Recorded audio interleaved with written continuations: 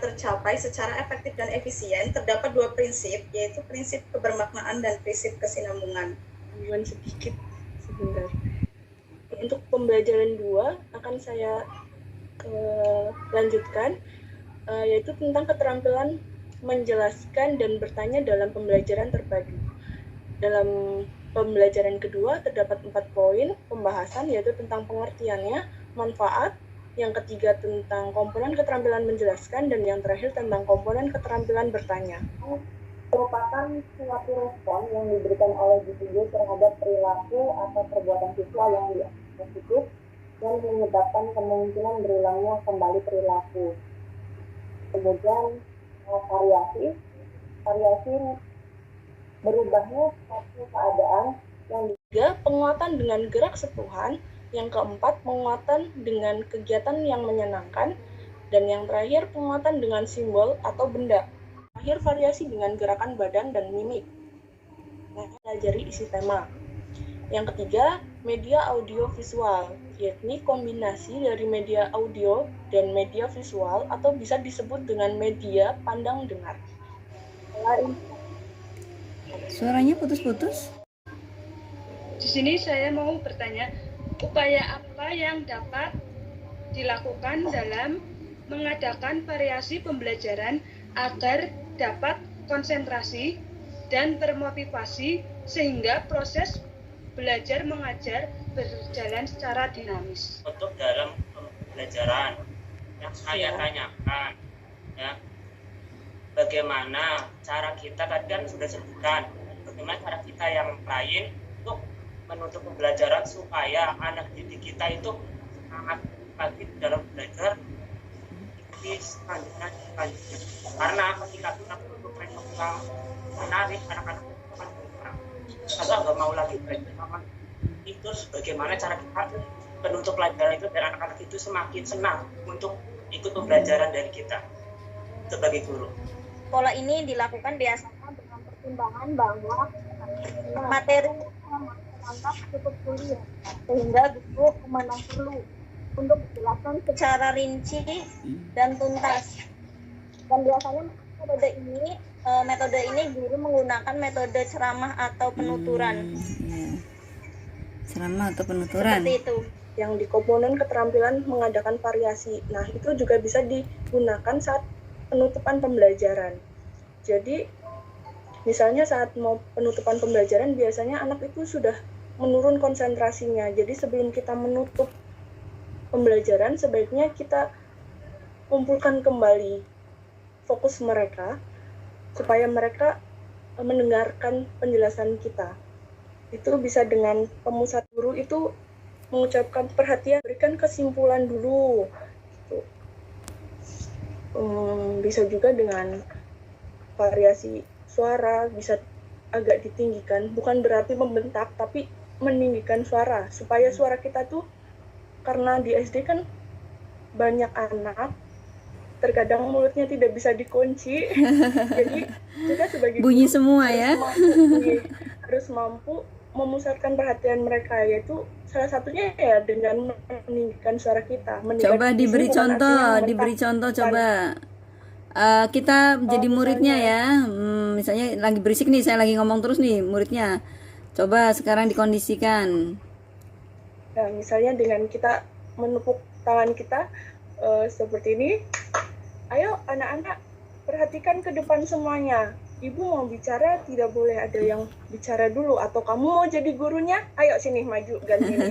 Seperti itu bisa gitu. Biar kita juga, anak juga, oh iya, bu guru mau bicara nih, kayak gitu.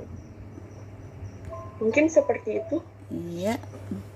Mungkin ada teman-teman yang mau menambahkan, punya idenya masing-masing, silakan. Dari kelompok lain. Iya, masing-masing pasti punya pengalaman itu. Iya. Apa ya? Mau jadi pendengar yang lebih baik terlebih dahulu. Biasa kayak gitu, jangan tidak bicara dulu ya. Tapi menggunakan bahasa yang lebih enak, lebih lembut. Soalnya kan saya sendiri pun mengajar di kelas rendah, kelas 2. Jadi kalau menggunakan kata-kata tidak, di anak kelihatannya bagaimana gitu. Tidak atau jangan gitu ya. Jadi dari Ya mungkin sharing-sharing aja. Mungkin ada yang lainnya bagaimana caranya. Praktekkan di kelas-kelas besar, kelas 4, 5, dan 6 contohnya. Misalnya anak-anaknya ketika sedang berisik, sedang tidak kondusif, kita bisa menggunakan metode ini. Contoh, kita tiba-tiba diam, gitu. Jadi anak-anak nanti kok gurunya tiba-tiba diam ya, kenapa ya? Apa ada yang salah sama saya ya? Seperti itu. Jadi nanti anak-anak kembali fokus lagi kepada gurunya, kayak gitu. Ya. Selanjutnya ada variasi dengan kontak pandang. Jadi guru itu harus sebisa mungkin berinteraksi. Eye contact, apa sih bahasa Indonesianya itu? Eye contact ya Bu? Ya. Eye contact dengan murid-muridnya. Jadi tidak satu arah aja, misalnya kalau ini ke samping terus, kalau nggak lihat ke belakang terus, pokoknya harus menyeluruh. Kita harus melihat mata setiap murid kita gitu, untuk mengecek juga apakah anak itu paham atau enggak, apakah anak itu lagi ngelamun atau enggak, seperti itu. Ya. Terus selanjutnya dengan gerakan badan atau mimik. Di sini itu bisa dilakukan dengan cara menggelengkan kepala, mengangkat bahu, atau tanda pukul. Ya. Selanjutnya bisa duduk bareng dengan muridnya ketika muridnya sedang melakukan diskusi dengan kelompok-kelompok kecil, seperti itu. Ya, demikian Bu penjelasan. Sharing-sharingnya. Masih Ana. Kalau perlu adanya gaya bahasa nggak kalau mempraktekkan sebuah karakter dalam sebuah dialog. Misalnya si Ani itu karakternya judes, terus si Budi karakternya kalem gitu. Harus dipraktekkan nggak Mbak? Misalnya intonasinya atau apanya gitu, mimiknya. Mohon penjelasannya, terima kasih. memberikan tekanan. Seorang guru itu harus memberikan tekanan. Nah, itu yang dimaksud itu tekanan seperti apa ya? Maksudnya apakah siswanya itu dituntut untuk bisa gitu? Karena kan sejatinya kan siswa berbeda-beda gitu. Terus tadi juga ada penguatan di pembelajaran yang variatif, penguatan apakah sama antara pemberian tekanan dan penguatan. Nah, itu apakah sama atau enggak gitu? Dari tema yang dibahas tadi,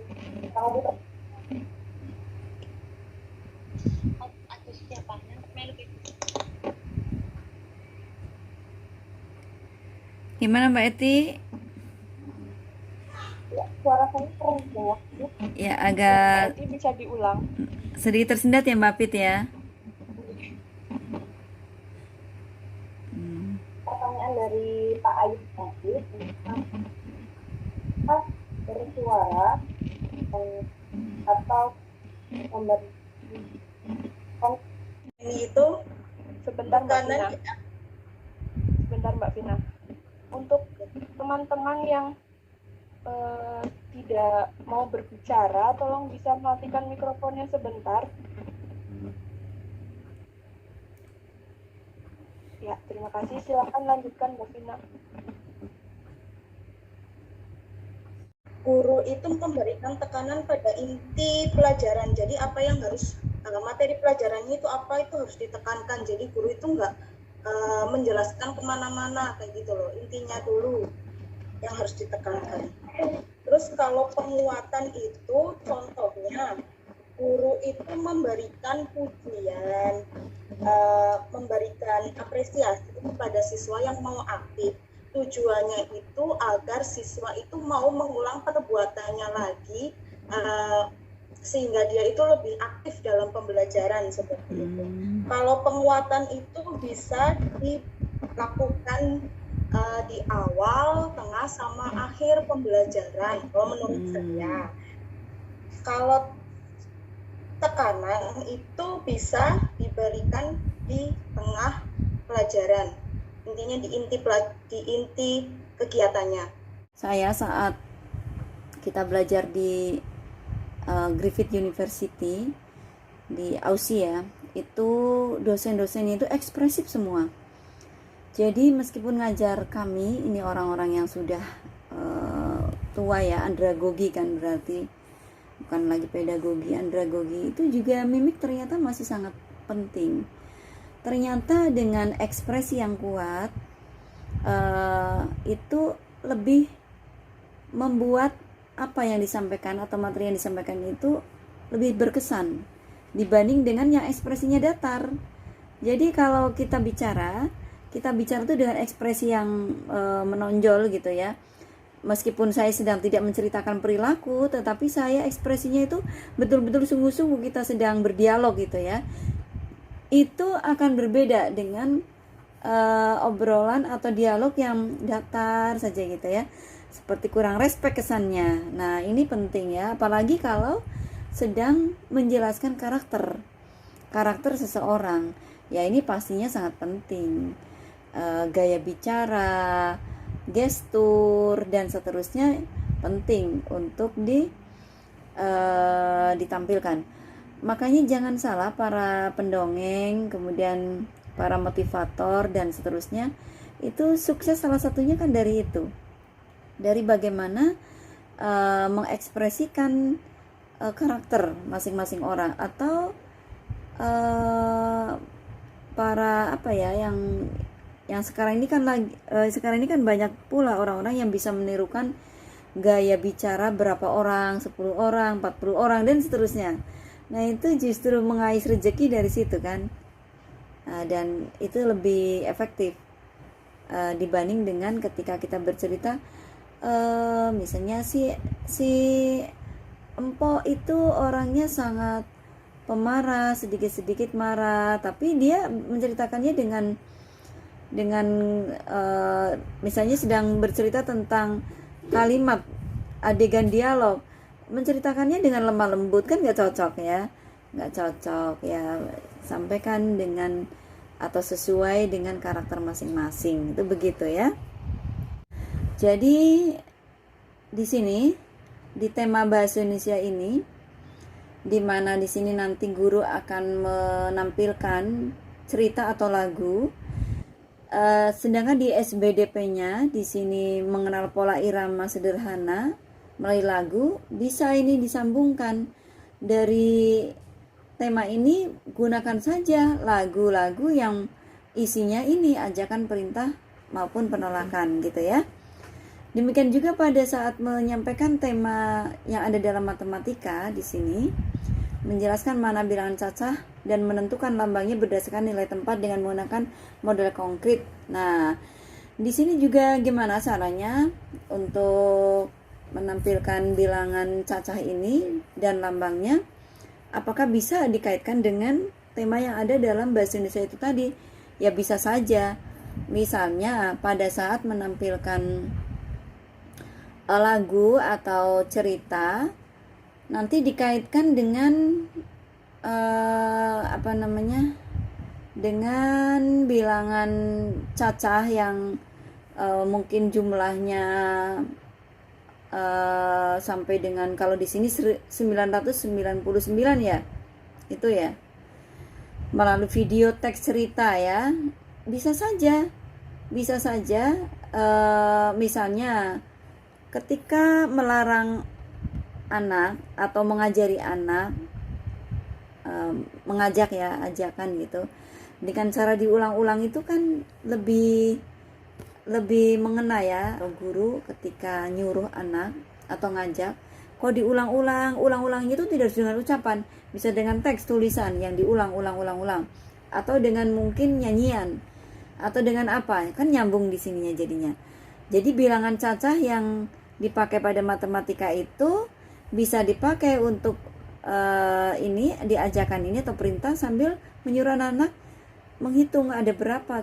Di tujuannya juga ini nyambung ke indikator lah, nggak beda jauh ya, karena memang indikator dengan tujuan kan sebetulnya satu paket gitu. Kemudian karakteristik siswa yang diharapkan ini tadi sudah juga di bagian atas. Nah, materinya boleh ditampilkan nanti di lampiran-lampiran. Metodenya itu apa ini? Penugasan, pengamatan, tanya jawab, Nah ini yang perlu saya sampaikan nih. Metodenya coba Sekarang ini kan banyak sekali macam-macam metode ya. Kalau bisa ya jangan yang jadul-jadul beginilah. Dengan nama-nama metode yang kekinian gini. Kekinian gitu ya, biar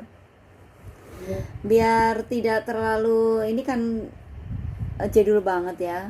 Penugasan pengamatan ini malah kalau kata saya bukan metode lagi ini.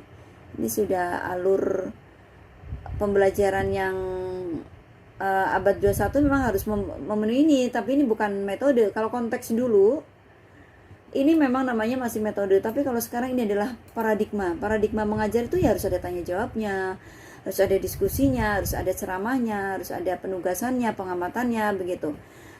Ini juga salah satu dari pendekatan ini, saintifik ya, pengamatan dan seterusnya. Makanya metodenya berilah metode-metode yang namanya, mungkin contohnya misalnya pakai metode role play misalnya, atau metode science box science dan seterusnya. Tinggal cari-cari googling gitu ya. Itu di metode lain seperti misalnya marketplace activity, sehingga anak-anak itu terlihat di situ aktif. Dengan memakai mind map atau peta konsep, yang kemudian peta konsep ini nanti akan dibawakan dengan teknik yang lainnya, misalnya small group discussion yang metodenya nanti namanya adalah metode marketplace activity, memungkinkan anak-anak tidak hanya menonton. Ini kalau di sini hanya menonton saja, nanti pasif anak-anaknya. Ini juga sudah bagus di sini, sumber belajarnya sudah menggunakan link-link ya, sudah berbasis IT juga, tetapi yang itu tadi, jangan sampai anak-anak hanya mengamati ya. Kalau anak hanya mengamati berarti pasif. Oke, paham ya? Penilaiannya ya, foto kegiatan pembiasaan di rumah, oke boleh. Pengetahuan, tesnya tes apa nih? Tulis atau lisan? Di ini ya, disebutkan ini, jangan hanya tes, tulis atau lisan. Penilaian keterampilan unjuk kerja, ya bagus. Oke. Ini instrumennya, ya sudah. Ya, oke baik. Ya baik, sudah bagus saya kira ini ya. Sedangkan ini punya Mbak Kus ya ternyata ya. Saya baru paham juga nih. Oke, yang lainnya tadi saya lihat di yang 3 komponen ya, yang 3 komponen. Tapi saya kira intinya begitulah, mau yang 3 komponen, mau yang kurikulum merdeka, tapi kalau di sini kan penekanannya lebih pada bagaimana sih alur atau desain pembelajaran terpadu gitu ya. Jadi itu tadi, mengaitkan konsep satu dengan konsep yang lain, kemudian mengakomodir keberagaman peserta didik sehingga keterpaduan itu akan semakin bisa terbangun dengan baik. Begitu ya semuanya, oke? Halo? Oke, Bu. Ya. Ya Bu, baik Bu. Oke.